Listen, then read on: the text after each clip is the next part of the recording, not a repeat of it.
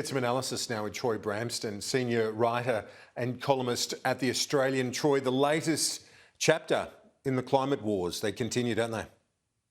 Yeah, absolutely, Kieran. It's affected both sides of Australian politics now for more than a decade. And I wrote in the Australian on Tuesday that both political parties have waxed and waned and put forward policies, abandoned those policies, put forward commitments, abolished those commitments. But this is a big challenge for the Prime Minister right now. He needs to land a deal with the National Party. He must commit to that net zero emissions by 2050. He must go to Glasgow. This is the way the world's moving. This is the way the international markets are moving. We've had that warning there from the Deputy Governor of the Reserve Bank today. I think Scott Morrison and Josh Frydenberg have been trying to crab walk the government towards this position, but it's not there yet. And the big question is how much is this going to cost? How much is the National Party going to hold the government and the country to ransom in return for making these commitments which are being made all around the world?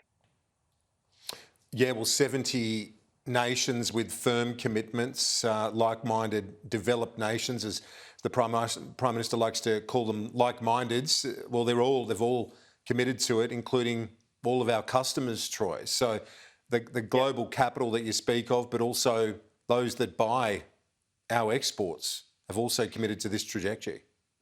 Yeah, and look, we must change. I mean, we must continue to transition our economy. We must continue to decarbonise. Otherwise, we're going to pay a penalty. The cost of capital is going to be more expensive. We're not going to get the foreign investment that we need to grow our businesses and to boost jobs.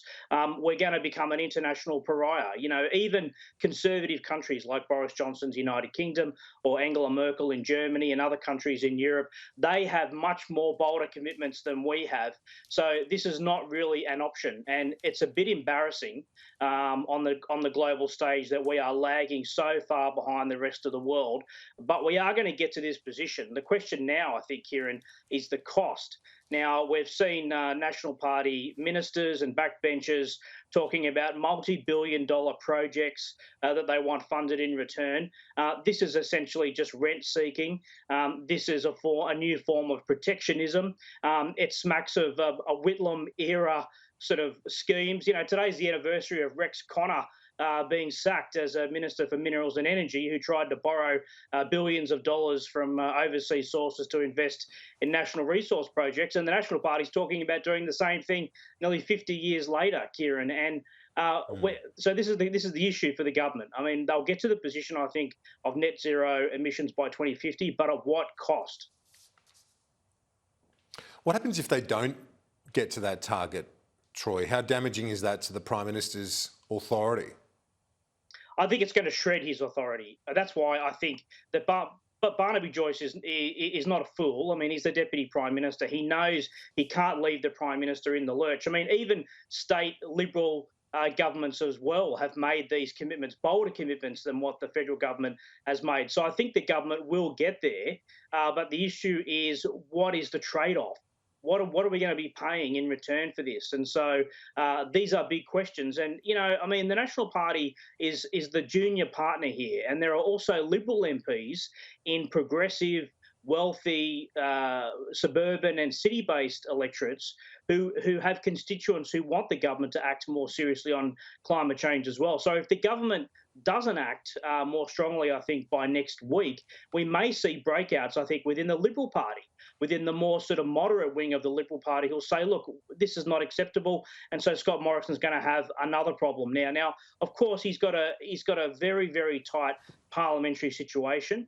He can't allow defection. So I'm not politically naive, Kieran. I understand he's got a difficult job. He's walking a tightrope, but he must get the outcome that Australia needs, that our economy needs, and that the rest of the world expects us to be at. Even Prince Charles the other day having a bemused look on his face at Australia lagging the rest of the world.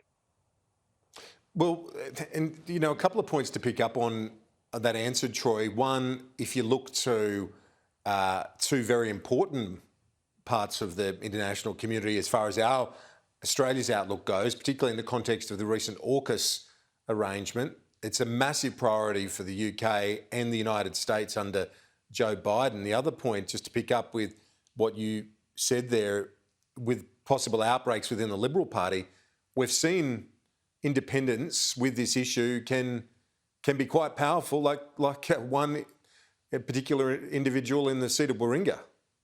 Yeah, absolutely, and that's a seat that the Liberal Party want to win back, and they won't have a snowflake's chance in hell, Kieran, without a credible policy to deal with climate change and reduce emissions. So this is an issue for the Liberal Party as much as it is an issue for the National Party. So let's wait and see what the grand bargain is going to be.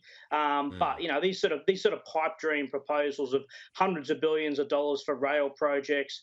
I mean, really, the rest of us who don't live in the rural and regional Australia are going to be paying for that out of our taxes, and it's going to make the country less competitive. You know, there's not enough talk, I think, and understanding in the National Party about the opportunities for rural and regional Australia, about the opportunities for new industries, not only green hydrogen, but a whole range of the renewable sector.